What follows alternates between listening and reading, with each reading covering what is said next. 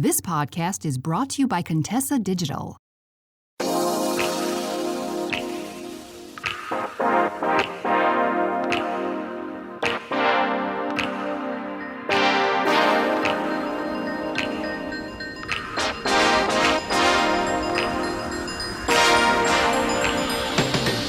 So I know that we are all grown adults here, but for once, I am encouraging you to behave the way that at least I behaved in high school when it comes to dating and relationships.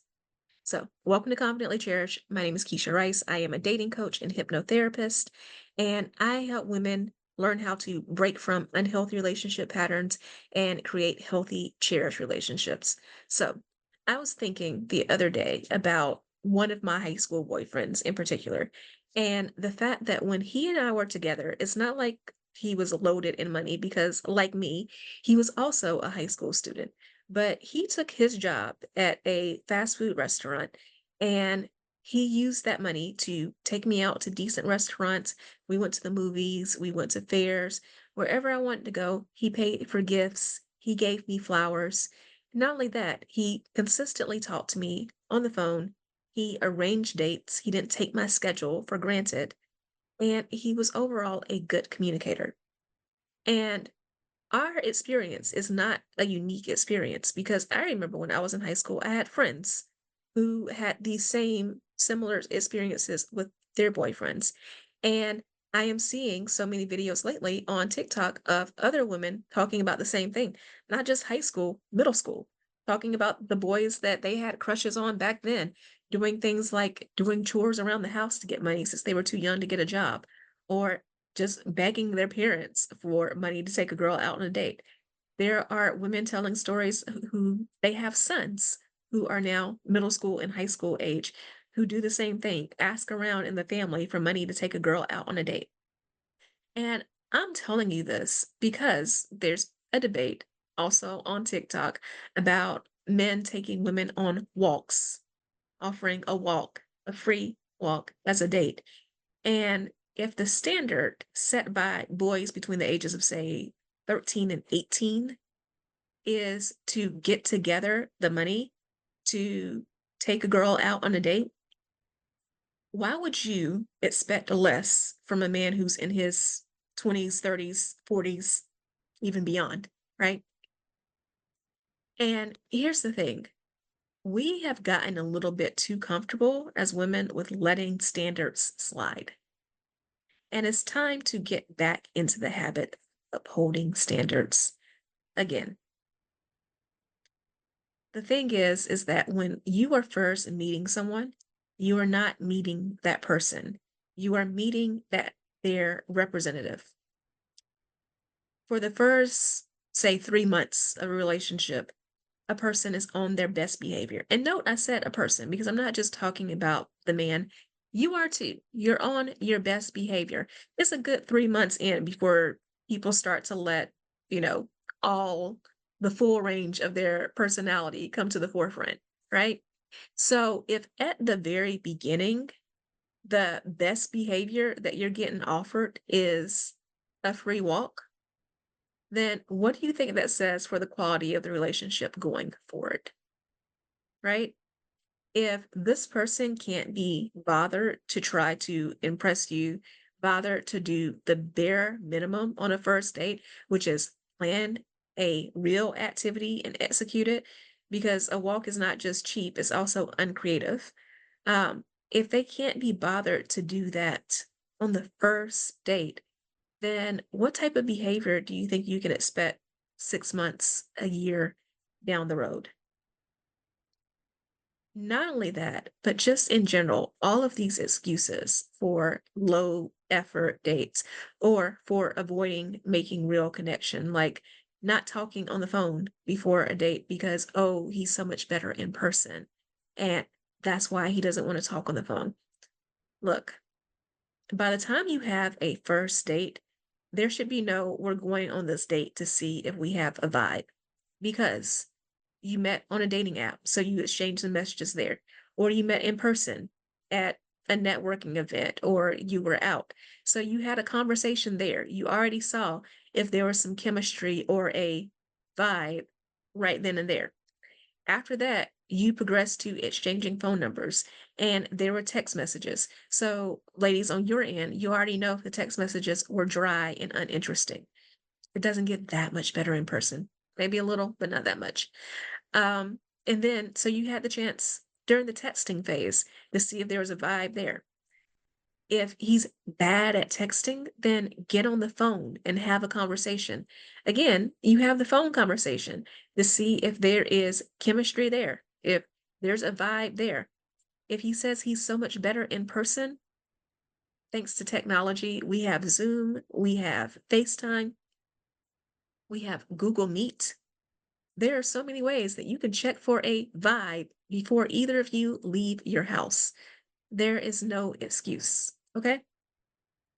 If a man has all these excuses for why he doesn't like to talk or why he can't put effort into a date, it means that you're just an option and he doesn't care. Because best believe, if you were his dream girl, if you were someone that he really wanted to know and really wanted to impress, then he'd make the effort to impress you. And if you're not getting that treatment, then don't waste your time. So, also when it comes to these first date, you know, faux pas, another thing that you want to look out for is when a man does not answer questions. So, I had this conversation with a friend not too long ago, and she was saying that it wasn't fair that she would go on dates with men and ask questions like, do you have kids, for example? And he'd say things like, don't worry about that right now. And then later on, of course, because that non-answer was an answer. So of course, then later on, they've been dating for a while, and then he allows all the skeletons to come out of his closet. And she's like, it's not fair because then at that point, you're already hooked.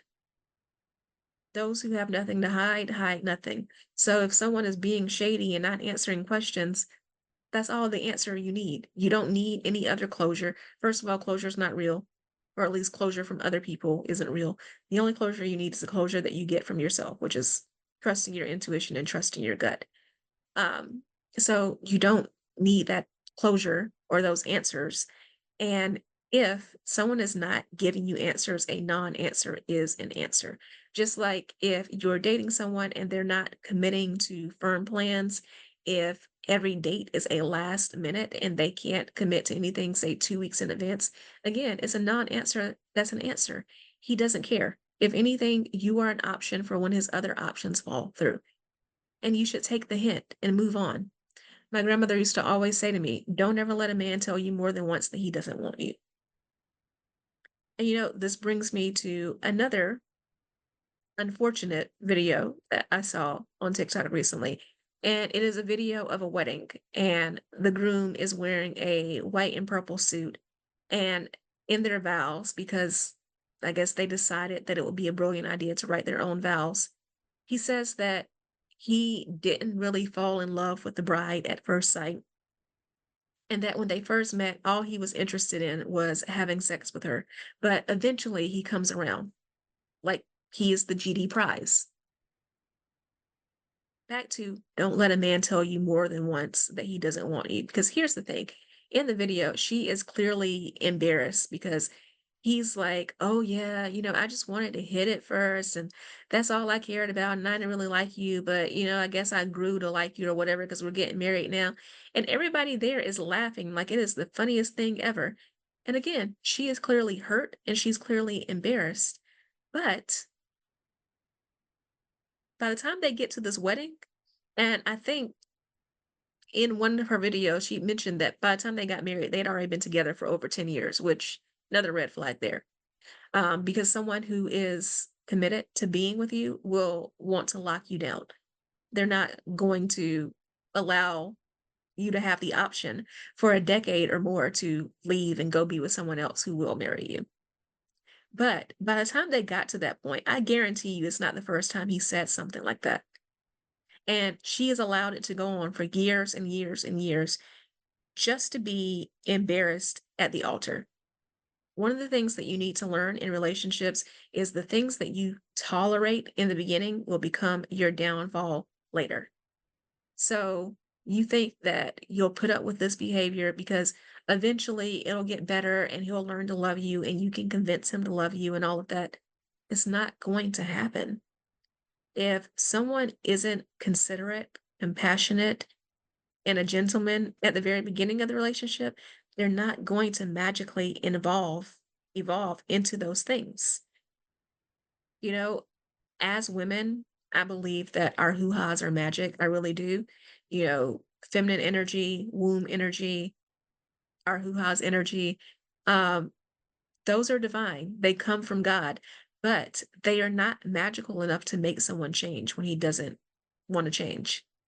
And again, as women, we have to get over this idea of sunk cost fallacy that we put so much time and effort in the relationship that we don't want, this man to end up being with someone else and giving that woman everything that we wanted. Just because you spent years committing to making a mistake doesn't mean that you have to spend more years committing to that same mistake. At any given time, you can leave. So here's what you need to do instead. Before you get serious about putting yourself out there for dating and relationships, you need to set your boundaries, your standards, and your deal breakers. You need to know what those are.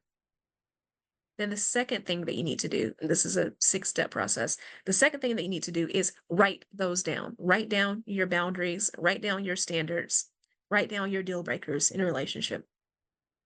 When I'm working with my clients one-on-one, this is the first thing that I have them do because it's foundational. After that, step 3 is to refer back to that list often. Every time you meet a man, every time you go on dates, I need you to come home and look back at that list. Do you see any red flags? Do you see any yellow flags that you need to investigate further? But refer to that list, refer to it often, keep it someplace where you constantly see it. And then step 4 is to spend time on yourself. Spend time on your self-development, on your growth, on your mindset, and on your self-care. You know, this is one of the reasons why I will put links in the description. But, my most recent video before this one is all about me using subliminals to keep my mindset healthy, to hone in on my self-love, to give myself those reminders. Because even now, as a coach, even now as a hypnotherapist myself, sometimes I have to remind myself of how worthy I am, of how much I'm loved, and how I deserve to be treated well in my marriage. So, you need these things to constantly improve your mindset and to keep it in shape. It's no different than exercising your body. You have to keep your mind in shape too with what you consume, which is why I use subliminals because you can listen to them throughout the day, throughout the night, and you're getting positive messages and positive affirmations. And you also, need to work on your growth with things like reading books, listening to podcasts, journaling, writing out your feelings, working on developing your emotional intelligence, doing the inner work. I also have 2 journals. One is on self-sabotage and one is on healing after a breakup. I will link those as well. And working on your self-care, on doing the things that make you feel your most beautiful, your most healthy, your strongest. Self-care is not just bubble baths, although that can be part of it too, but it is also, keep holding yourself accountable, being committed to your growth. And again, it is doing the things that make you feel good. So that brings me to the last part is that you never want to be in a position where you are playing hard to get. You want to be hard to get. You want to be the type of woman that doesn't accept last minute dates because you are genuinely busy. So people need to book time on your calendar. You want to be the type of person who enjoys your own company so much that the bar is high for someone to interrupt your company, for someone to come into your life. So If a man wants to get to know you and wants to spend time with you, you know that you enjoy having a good time all by yourself and all with your friends. So that means that he has to offer something too. And it has to be something that's above the bare minimum. And it most definitely, sure as hell, needs to be something better than a free walk. So let me know in the comments, what are you doing to increase your standards? What are you doing? What standards maybe did you have in the past? Like, I had it with my high school boyfriend that maybe you need to adopt again. And what are you doing to make yourself a woman who is hard to get, not one who's just plain hard to get? I will talk to you soon. Love you so much. Bye. Hey there. So you made it all the way to the end of the episode, which means I have two things to say. One, thank you so much. I truly appreciate it. And two, you like me. You really like me. So I would appreciate it if you would show that like by subscribing to this podcast so that more people can hear about it and enjoy it as much as you do.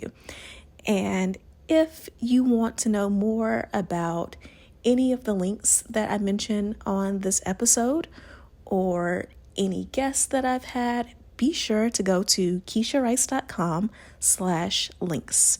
That's KeshiaRice.com/links. I can't wait to talk to you again in the next episode. So see you then.